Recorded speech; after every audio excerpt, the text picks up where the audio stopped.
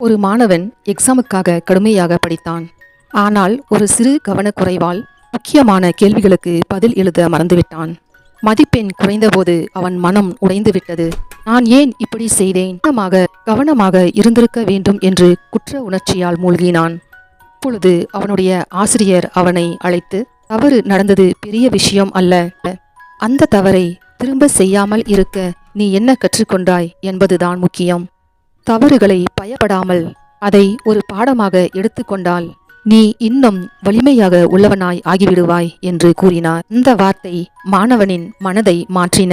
குற்ற உணர்ச்சியை விட்டுவிட்டு அடுத்த முறை தவறை சரி செய்ய திட்டமிட்டான். அதன் பிறகு நன்றாக படித்து சிறந்த வெற்றியை பெற்றான். தவறுகள் வருவது உன்னை வீழ்த்துவதற்காக அல்ல, உன்னை உயர்த்துவதற்காகவே. Please like, comment and subscribe. Thank you friends.